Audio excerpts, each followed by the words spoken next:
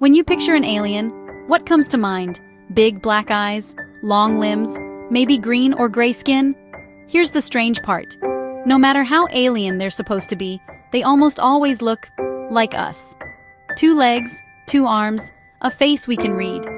But if intelligent life exists out there in the universe, the odds of them looking even remotely human are basically 0. So why do we imagine aliens this way?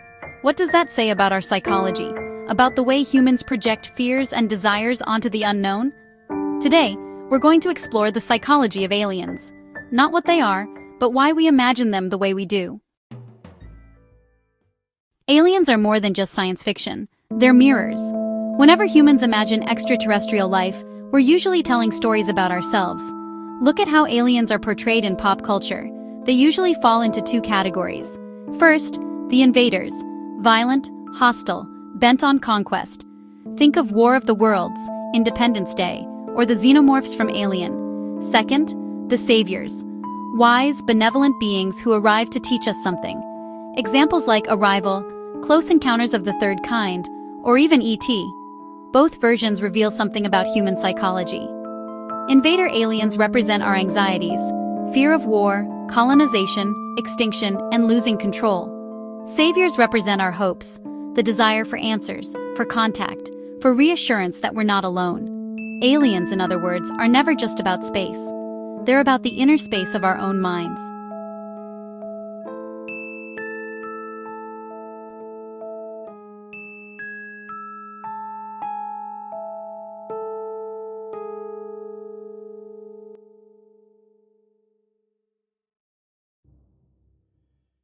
Now, let's talk about why aliens look so human. This comes down to a psychological phenomenon called anthropomorphism, the tendency to project human qualities onto non-human things. Our brains are hardwired for pattern recognition, especially for faces. That's why we see faces in clouds, in car headlights, in electrical outlets. So even when we try to imagine something entirely alien, our minds snap it back into a template we know: the human body. The classic gray alien is a perfect example. It's basically a distorted human child. Oversized head, big round eyes, small body. Why a child?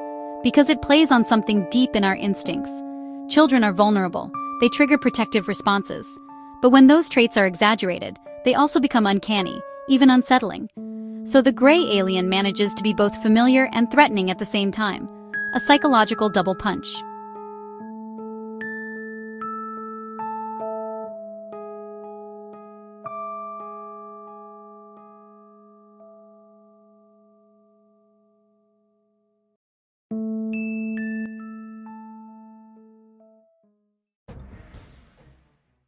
But alien imagery isn't just about biology, it's also cultural.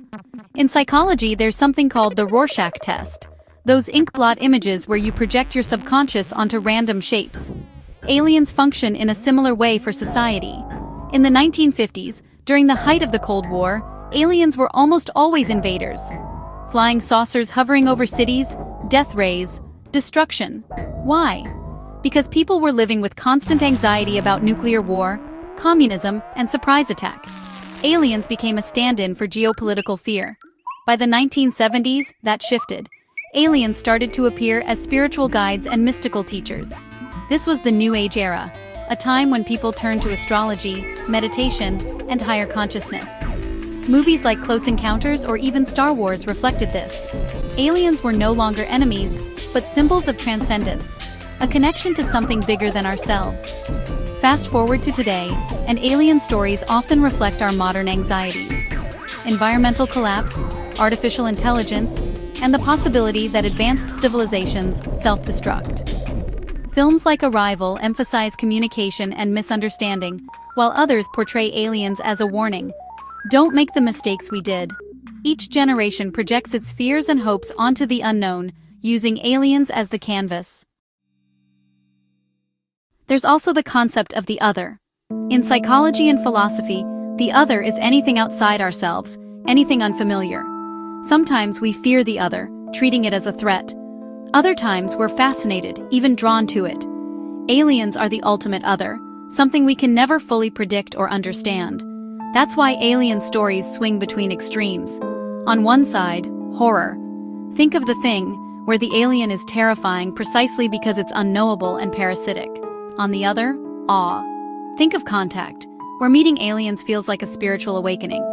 Our relationship with the unknown is unstable, and aliens embody that instability.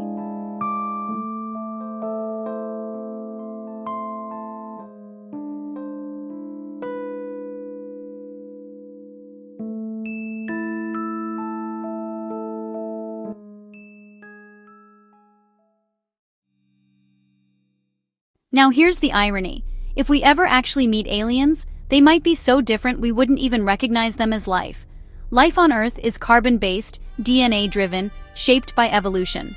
But out there, life could be silicon-based, or energy-based, or something we can't even categorize.